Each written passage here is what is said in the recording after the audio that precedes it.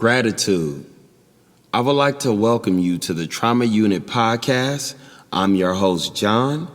I would like to thank a couple of sponsors if I have the time to do so. First, I would like to thank Tagger Marketing. I would like to thank PSJ Photography. And most of all, I would like to thank Team Furion Productions. I couldn't do this without you, and that's all that really matters. Bless you guys. Now let's get on with the podcast. Moment of clarity. These moments in your life, they're almost like the Big Bang Theory.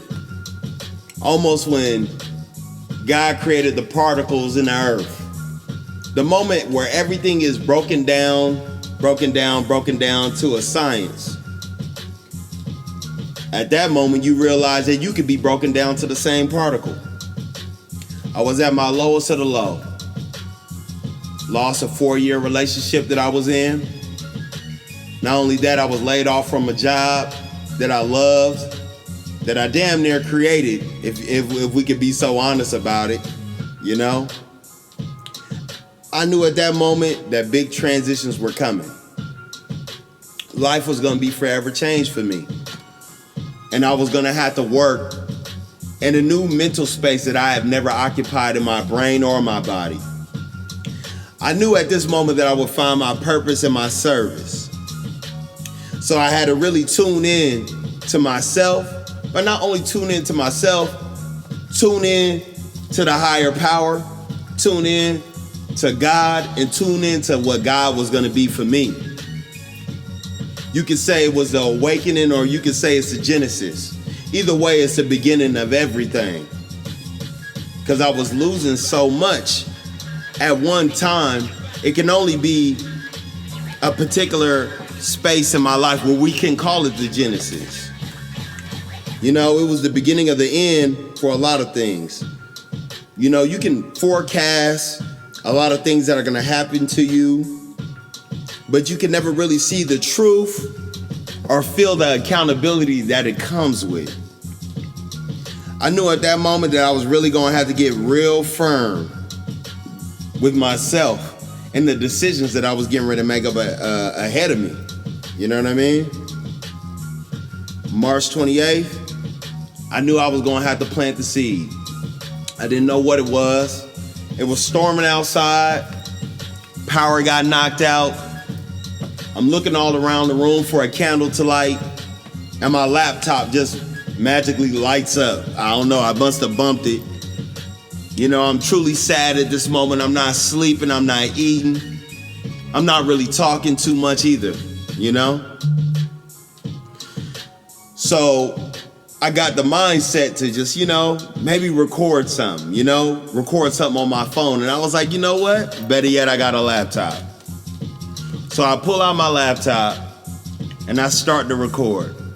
I start to explore the app on my laptop, on my MacBook. And I realized the easier I talked out loud about my trauma, the better I felt. I understand that the only growth that was gonna come immediately was growth within myself, displaying the truth about myself, you know?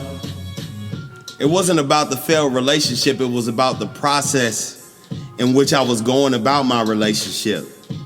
Not truly having the focus and the honor that I should have maintained, looking through growth. But I had never really experienced trauma within the relationship, to be honest with you. So I understood that I had to place myself in a different level of honesty. Not only for myself, but for those around me. I had to take a deep look in the mirror, and the way that I was taking a look in the mirror was through the podcast that I would eventually create and call the Trauma Unit. I had to believe that the words that I was gonna say were gonna be true, but not only were they gonna be true, but they were gonna be true for everybody else that's involved, that's experiencing the traumatic situations that we're going through, the pandemic, i.e., you know what I'm saying? Running out of water, running out of toilet tissue, riots. They killed George Floyd around the same time. It was just a complete mess. I was surrounded by trauma and I had no way to escape. So I created my podcast. And I started building, and understand the more truth that I spoke, the more truth I was gonna have to live within myself. The more everybody else around me was gonna have to get comfortable with the truth as well. So I kept building, kept learning, and eventually I realized that I was gonna have to walk in love. It's something very hard to do when you're traumatized by something, but still have to walk in love by it. And I just had to take a look at myself spiritually and say, that's what God does all the time. He forgives, he forgets, and he continues to walk with you. That's how I was starting to process my trauma, and I realized that this is not only about philosophies, this is about spiritual, it's about mental, it's about meditation, it's about clearly working through your trauma, being comfortable with your truths, and not only your truths, being comfortable with your shortcomings, because we all fall short. Excuse me. I had to really realize that the timing was perfect for God, but it wasn't perfect for me. And then that's when me and a close friend of mine, Joe Sway, we developed God's timing, and we focused on that, and we talked about how God works in mysterious ways and how he is planting seeds all around us. And it's up to us to work through the traumas that we're going through, to recognize it's a seed being planted, first and foremost. You know what I'm saying? Definitely a true display of working through your trauma with people. And I realized that I needed a unit with me to process this trauma. That's why I called it the trauma unit, because I was going through so much trauma, I couldn't face it all by myself. I needed a unit with me.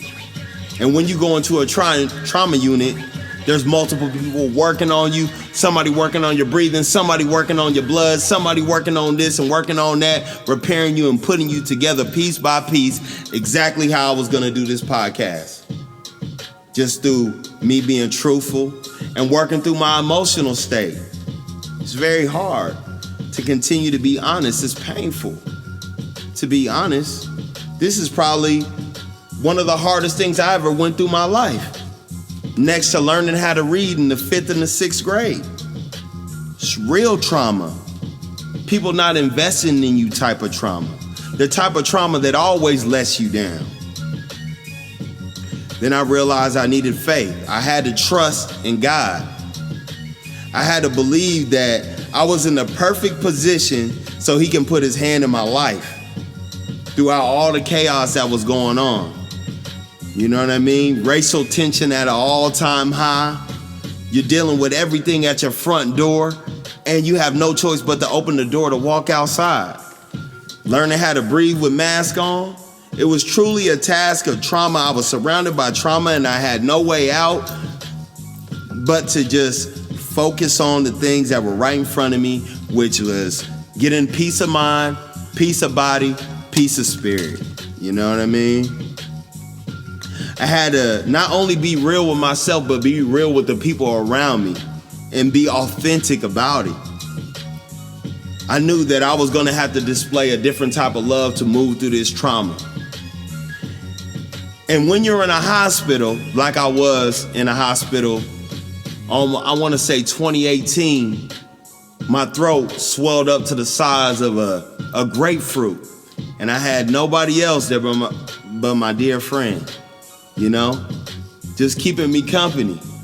I thought I was gonna die, and I pushed through the trauma, and after that I was riddled with the trauma, thinking that was gonna happen to me again at any moment. You know? We don't know how really trauma just affects every daily move you really make.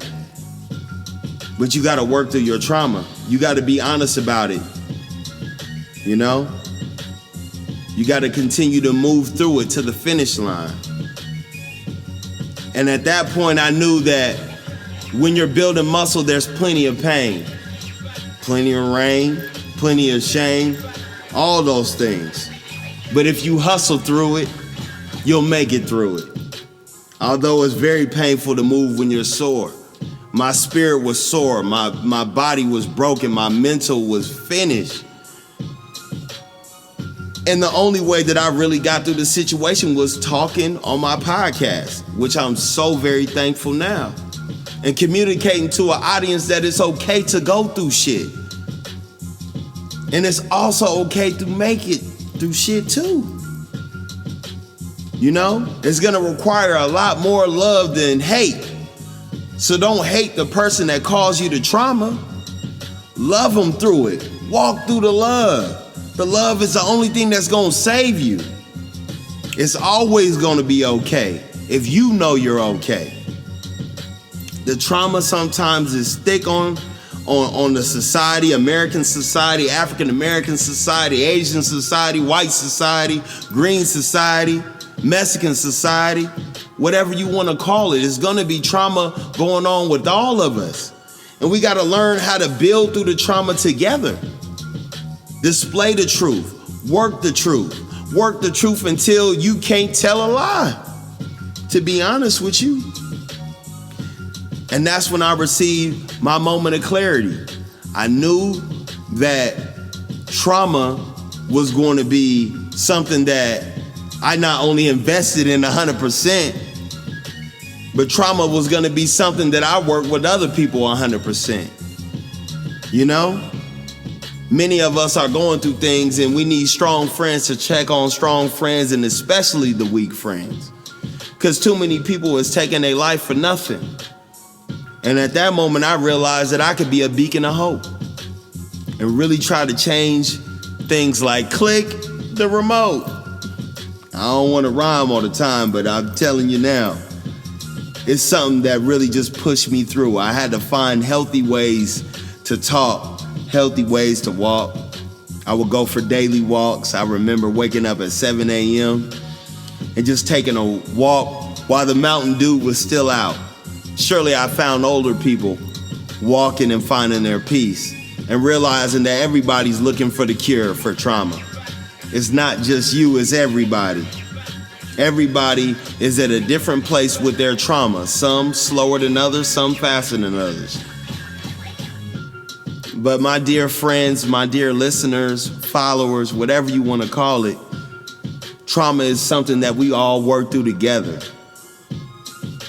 In a healthy space, like I'm doing now. To be honest with you, I had to restart my whole life. My whole life based on my trauma. So when I tell you trauma is nothing to play around with, know that it will haunt you and know that the trauma wants you. It's definitely the hardest thing to really focus on your peace throughout the trauma. Get you a therapist. That would probably be the greatest advice that I could tell anybody. Me, I just tend to work through a close-knit group, but my close-knit group is probably as much as I can stretch my arms around. Spread your love around. You know, I'm truly thankful for the people that have looked out for me, that have said kind words, that have given hugs, worked through my trauma. And these are the things that I want to continue to do for everybody else. That's why I have guests to display their emotion, to display their passion to the things that they're going through. And we try to focus on a happy medium, find the peace in situations, find the love in situations. Because that's what dealing with trauma as a unit is all about. Loving more and giving more. So I urge you to do this. I urge you to reach out and grab somebody. Talk to somebody. Feel them out and make sure that the trauma is not too much on them personally. Love them through their trauma, and most importantly, don't judge them through their trauma. I'll say this: keep on loving, keep on living, and keep on doing the things that God brought you on this earth to do, because you never know your purpose until you perform your service. This is the Trauma Unit Podcast, and I'm your host, John. Love and love above all. Peace.